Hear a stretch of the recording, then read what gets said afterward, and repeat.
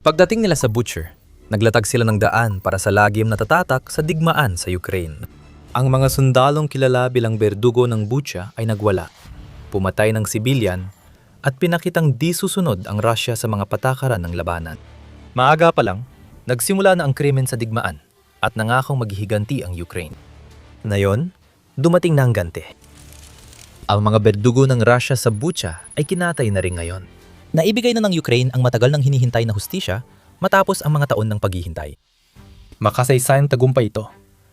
Nawala na ang mga berdugo ng Bucha at maari nakatuon na ngayon ang Ukraine sa mas malaking target habang itinutuloy ang kampanya para panagutin ang mga halimaw na pumaslang sa napakarami sa Bucha. Noong Mayo 30, iniulat ni Robert Brovdi, commander ng puwersa ng mga sistemang walang tauhan ng Ukraine, na matagumpay nilang inatake ang mga training ground at kampo militar ng ikatlo at ika-36 na pinagsamang hukbong sandatahan ng Russia. Ang overnight drone operation, ilang oras bagong revelasyon ni Brovdi, ay dagdag na halimbawa kung paano mas epektibo ang kampanya sa katamtamang saklaw ng Ukraine noong 2026 kaysa inaasahan ni Putin. Ang balita tungkol sa pag-atake ay nagdulot ng tuwa sa mga Ukrainians na naalala ang mga ginawa ng puwersa ni Putin noong unang linggo ng pananakop. Hindi lang training ground ang tinamaan ng Ukraine noong Mayo 30. Tinamaan din ang mga posisyon ng ika-64 na hiwalay na motorisadong rifle brigade ng Russia. Para sa hindi nakakaalam, ito ang brigada na pumasok sa Butcher at gumawa ng sunod-sunod na kalupitan sa mga sibilyan ng Ukraine. At marami ring sinabi si Brovdi tungkol sa mga taong itinuturing niya at ng marami sa kanyang mga kababayan bilang ilan sa mga pinakawala ng pag-asahanay ng Russia. Ang ika-64 na hiwa-hiwalay na Motor Rifle Brigade ng ika-35 na hukbo na naghasik ng lagim sa Butcher noong 2022 ay tinamaan, sigaw ni Brovdi. Kung paano naman, nasa Pravda ang mga detalye. Ayon sa ulat, pinakawalan ng Ukraine ang ika-400 at 14 na Magyars Bards na brigada laban sa mga Butcher, unit na may tawag panawagan ni Brovdi. Nakipagsani puwersa ang unit na yon sa ika-400 at 13 na raid separate regiment para wasakin ang mga Butcher ng Bucha. Nagugnayan ang 2 unit sa pag-atake, gamit ang bagong Deep Strike Center ng Unmanned Systems Forces na itinayo ng Ukraine noong Abril para ayusin ang lumalakas na medium-range strike campaign laban sa Russia. Layunin nito na magkaroon ng sistematikong paraan sa ganitong strike at matiyak ang kooperasyon ng mga unit para sa pinakamalaking pinsala sa target. Iyan mismo ang nangyari noong gabi ng Mayo 29 at sa mga unang oras ng Mayo 30. Nagtagumpay ang mga unit ng Ukraine na maka 21 kumpirmadong tama laban sa mga target ng Russia sa isang gabi ng strike na sumira sa mga mananakop. Tampok ng gabi ang pag-atake sa mga berdugo ng Bucha at malinaw na ginawa ng Ukraine ang sinabi nilang gagawin nila. Paano natin nalaman? Aba, may mga kuha ng video na nagpapakita ng lahat sa atin. Ipinost ni Brovdi sa Facebook ang video ng mga drone habang tinatarget ang lungga ng 60 Apatit Warm Brigade ayon sa commander ng Unmanned Systems Forces. Paulit-ulit nating nakikita ang parehong eksena. Nagtuon ang drone sa target at diretsong tinamaan ito. Bawat sumusunod na drone ay nagpapakita ng resulta ng nauna. Malalaking sunog ang sumiklap sa lugar. Nagdulot ng makapal na usok sa langit. Ang mga drone ng Ukraine ay naglalakbay sa gitna ng apoy para hanapin ang mga target na hindi pa nasusunog at sinisiguro nilang magbago yon. Sunod-sunod ang mga tama. Lumikha ang mga drone ng Ukraine ng impyernong di matakasan.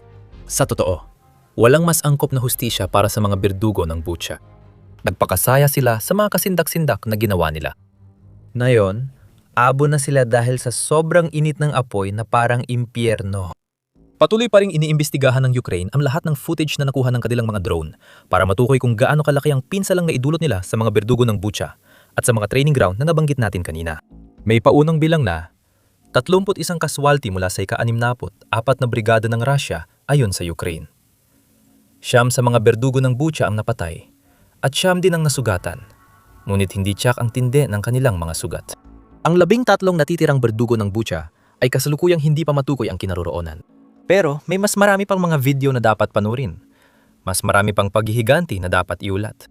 Malamang patay na ang marami sa 13 berdugo ng Bucha, pati na rin ang iba pa. Siguradong ganoon ang iniisip ni Brovdi.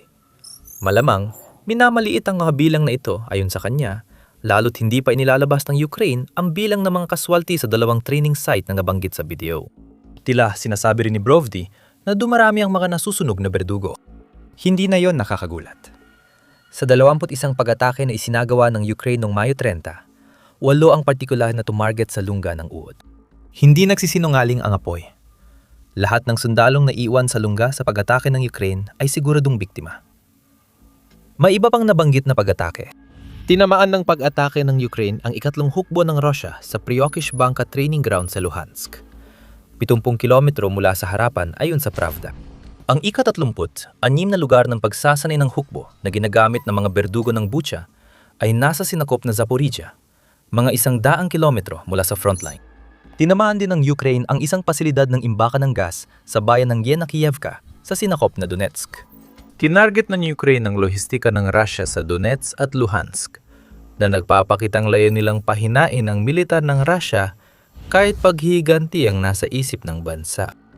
Ito ang kampanya ng Ukraine sa pag-ataking may katamtamang saklaw na nadudulot ng malaking pinsala sa mga mananakop ng Russia. Pumasok na sa bagong yugto ang digmaan sa Ukraine mula nang ipakilala ang mga medium-range na drone sa arsenal ng Ukraine. Noon, limitado lang ang operasyon ng mga drone ng Ukraine sa taktikal na lalim. Oo, meron itong mga long-range na drone na kayang tumagos ng daan-daang kilometro papasok sa Russia. Pero ang mga drone na yon ay hindi karaniwang ginagamit sa mga okupadong teritoryo. Masyadong mahalaga ang mga yon para gamitin doon. Dahil ang pinsa lang kaya nilang gawin sa makinarya ng digmaan sa loob ng Russia, kabilang ang mga oil refinery at mga industrial na target ng bansa, ay mas mahalaga kaysa sa benepisyong makukuha kung gagamitin sila sa malapit na likuran. Bukod dito, ang FPV drone ng Ukraine ay karaniwang abot lang ng 10-25 kilometro. Noong 2026, nagbago ito.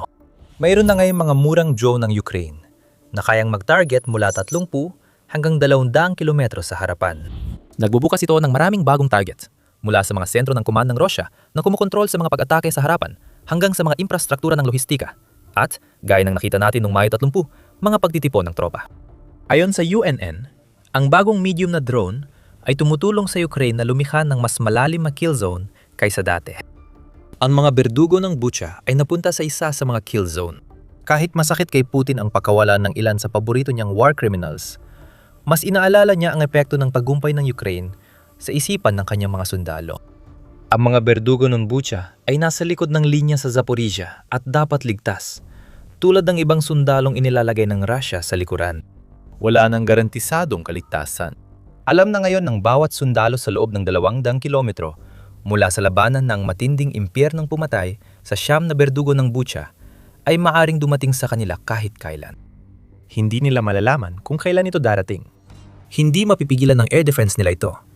Kahit nasaan man sa mga sinakop na teritoryo ang mga tauhan ni Putin, malalaman nilang kayang tamaan sila ng Ukraine. Iyan ang takot na natatangi sa digmaan sa Ukraine. Ang mga berdugo ng Bucha ay karapat-dapat sa sindak na yon at sa mas malala pa. Nang magwala sila sa Bucha na siyang pinagmulan ng kanilang pangalan, nagdulot sila ng mga karumal-dumal na bagay na hindi dapat makita sa makabagong digmaan. Ang mga kasindak-sindak na bagay na yon ang dahilan kung bakit napakahalaga ng paghiganting pag-atake ng Ukraine noong Mayo 30. Naghintay at naghanap ang Ukraine at nang makita ang mga berdugo, ipinataw ang hustisya. Pero para saan nga ba ang hustisya? Ilang beses na nating ipinahiwatig kung anong ginawa ng mga berdugo ng Bucha para sapitin ang sinapit nila. Pero ibubunyag na natin na yon kung gaano talaga kakilakilabot ang kanilang mga ginawa.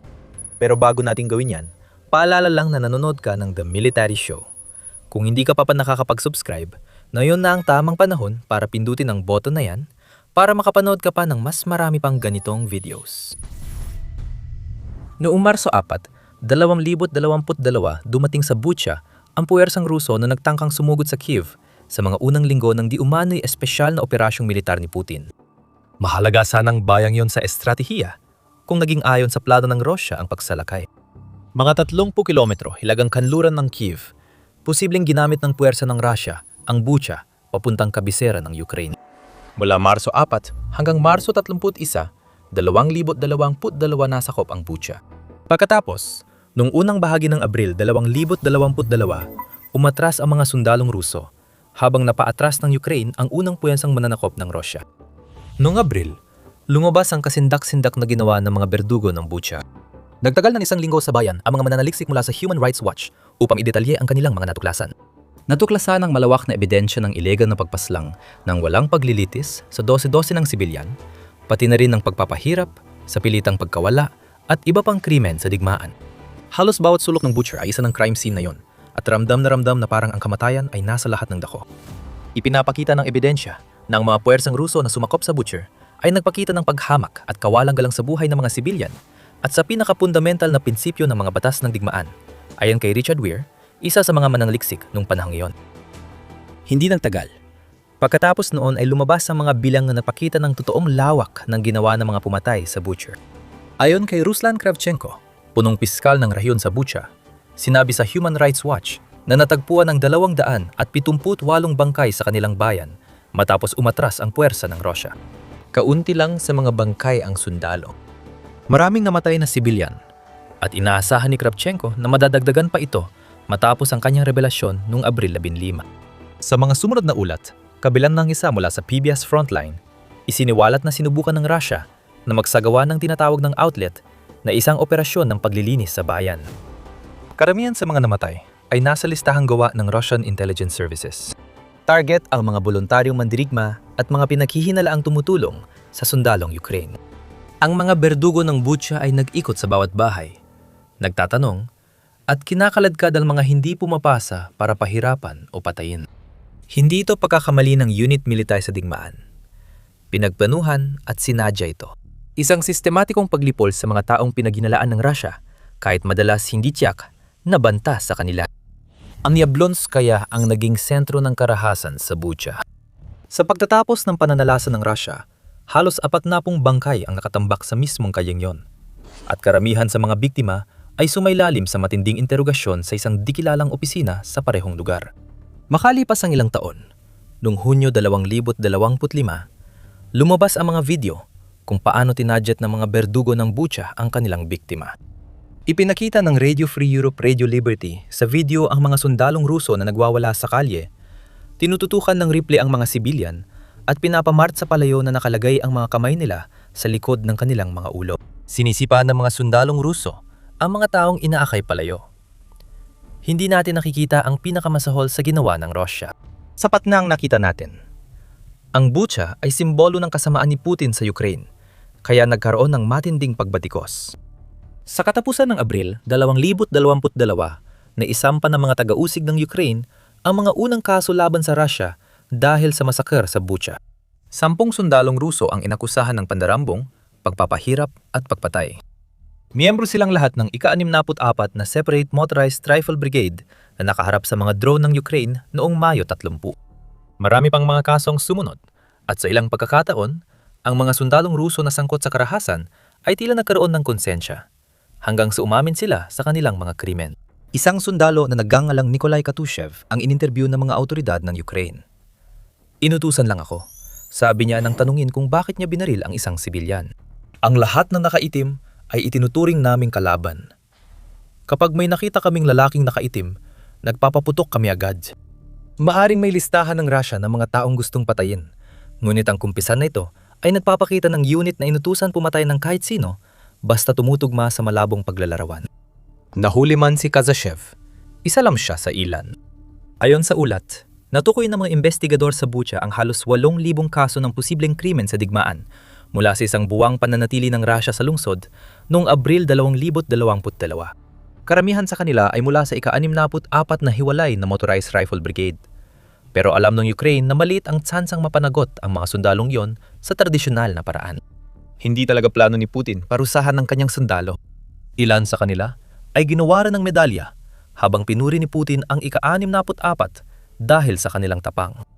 Hanggang ngayon, napakaliit pa rin ang posibilidad na mapanagot sa paglilitis ang karamihan sa mga berdugo ng Bucha. Alam ng Ukraine kung sino ang kanilang hinahanap. Naglabas na ito ng larawan at pangalan ng mga gumawa ng krimen sa Bucha. Gayunpaman, pinoprotektahan ng Russia ang mga war criminal nito, pati si Putin. At hanggang kamakailan lang, ang proteksyong iyon ay sa pamamagitan ng pagtatago sa mga kriminal na iyon sa likod ng mga frontline, kung saan hindi sila kayang abutin ng mga drone ng Ukraine. Binago ng Mayo 30 ang lahat para sa mga berdugo ng Bucha. Ngayon, Alam na ng mga tagapahirap at mamamatay tao na hindi na sila ligtas mula sa galit ng Ukraine kahit saan sila magtago. Kung hindi may pagkakaloob ang hustisya sa pamamagitan ng korte, nagpasya ang Ukraine na sila na mismo ang kikilos. Bagamat Mayo 30 ay isa sa pinakakahangahangang pag-atake laban sa mga berdugo ng Bucha, hindi ito nag-iisa. Patuloy at tiyak na nagsusumikap ang Ukraine na ihatid ang paghihiganting nararapat sa lahat ng sangkot sa masaker sa Bucha. Mas maliit ang saklaw ng mga naunang pag-atake ng Ukraine kaysa noong Mayo 30. Ngunit, epektibo ito sa pag-aalis ng mga berdugo at pagpapadala ng mensahe sa mga nakaligtas. Bandang huling bahagi ng Agosto, 2025 na patumba ng Ukraine ang 3 berdugo ng Bucha matapos atakihin ng 6 na sundalong Ruso nagtago sa okupadong Luhansk. 3 sundalong napatay sa pag-atake at 6 ang natukoy na sangkot sa mga krimeng pandigma sa Bucha mahigit 3 taon nang nakalipas. Ang pag-atake ay mas kahalintulad ng isang asasinasyon kaysa isang karaniwang pagsalakay. Isang pagsabog sa paradahan ng gusali kung saan nagtatagong 6 ay pumatay ng 3 sa kanila na nagpapahiwatig ng sabotahe sa likod ng linya ng kalaban. Sa huling bahagi ng Abril, muling nagtangka ng asasinasyon ang Ukraine. Sa pagkakataong ito, isang bomba na itinanim sa rehiyon ng Khabarovsk sa Russia ang pumatay ng 1 at nakasugat ng 7. Lumabas na ang pag-atake ay nangyari sa loob ng saradong baraks militar, kaya posibleng may tao ang Ukraine sa loob. Ang napatay ay isang lieutenant colonel. Hindi ang totoong target ang napatay na lalaki.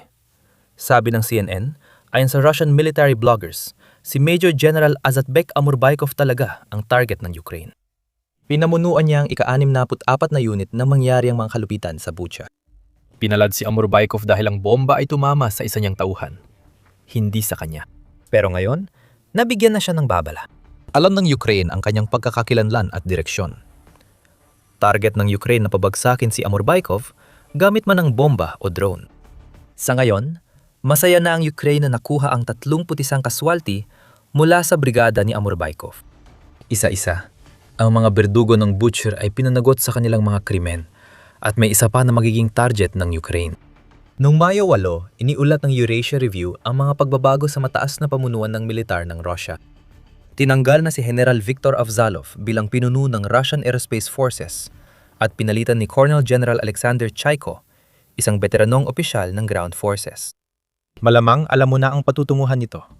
Si Chaiko ay isa sa mga responsable sa massacre sa Bucha at siya ang namuno sa silangang distritong militar ng Russia nang mangyari ito. Naakusahan si Chaiko ng Ukraine at pinatawan ng parusa ng European Union dahil sa papel niya sa Bucha. Ngayon, binigyan ni Putin si Chaiko ng posisyon na hindi naman siya bagay. Sa ginawa niya, nalagay sa panganib ang isa pang mamamaslang. Maaring si Chaiko na ang sunod na target habang binubuwag ng Ukraine ang unit na responsable sa Bucha. O baka, hindi rin. Iyan ang lihim. Napatunayan ng Ukraine na kaya nilang alisin ang mga berdugo gamit ang drone at sabotahe. Ngayon, ang mga natirang miyembro ng ika-64 na unit na pumatay at ng torture sa Butcher ay magtatanong din ito sa sarili nila. Ako na kaya ang susunod? Hindi nila makukuha ang sagot hanggat di pa handa ang Ukraine na ipakita ang hustisya laban sa mga berdugo ng Butcher. Maghintay ang paghihiganti para sa natitirang berdugo. Ngunit habang winawasak ng Ukraine ang unit na may libu-libong krimen sa digmaan, may iba rin silang paraan ng pagganti. Isang malupit na pag-atake ng misil ng Russia ang pumatay ng 24 sa Kyiv ngayong taon. Hindi pumayag ang Ukraine at sinalakay ng long-range drone attack ang iba't ibang rehiyon ng Russia na nagdulot ng malalaking apoy. Ang makinarya ng digmaan ng Russia ay nagtamo ng matinding pinsala at malalaman mo ang lahat ng detalye tungkol dito kung papanoodin mo ang aming video. Kung nagustuhan mang video, mag-subscribe sa Military Show para sa iba pang coverage ng pag-atake ng Ukraine laban sa Russia. Salamat sa panonood.